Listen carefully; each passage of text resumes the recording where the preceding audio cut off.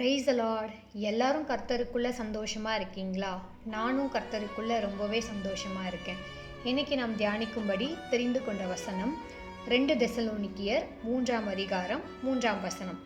கர்த்தரோ உண்மையுள்ளவர், அவர் உங்களை ஸ்திரப்படுத்தி தீமையிலின்று விலக்கி காத்துக்கொள்வார். கர்த்தர் நம்மை தீமையிலின்று விலக்கி காத்துக்கொள்ளுவார். தீமை என்றால் நன்மை வராமல் தடுப்பது. தேவன் நமக்கு ஒரு நன்மையை செய்யும் பொழுது சத்ருவானவன் அதை தடை பண்ணுகிறான். யாக்கோபுக்கு தேவன் அநேக நன்மைகளை செய்ய தீர்மானிக்கும் பொழுது லாபான் அதை தடை பண்ணுகிறான்.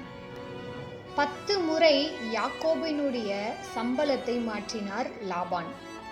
ஆதியாகமம் 31ஆம் அதிகாரம் 24ஆம் வசனத்தில் இப்படியா எழுதப்பட்டிருக்கிறது.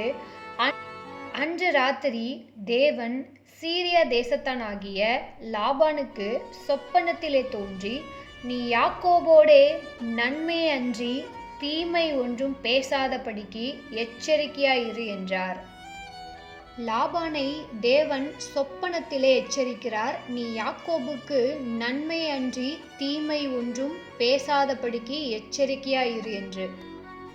இந்த நாளில் உங்கள் வேலை ஸ்தலங்களில் வரவேண்டிய நன்மை தடைப்பட்டிருக்கிறதா? குடும்பங்களிலும் வரவேண்டிய நன்மைகள் தடைப்பட்டு கொண்டிருக்கிறதா?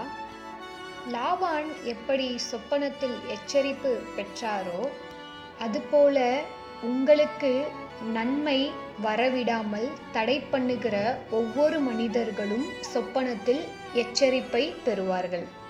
ஏனென்றால் அவர் யாக்கோபுக்கு மட்டும் தேவன் அல்ல, நமக்கும் தேவனாயிருக்கிறார். எத்தனை பேர் இதை விசுவாசிக்கிறீங்க?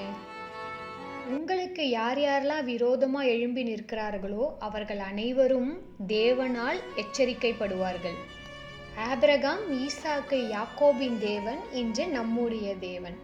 கர்த்தர் தாமே நம் அனைவரையும் ஆசீர்வதிப்பாராக. ஆமேன்.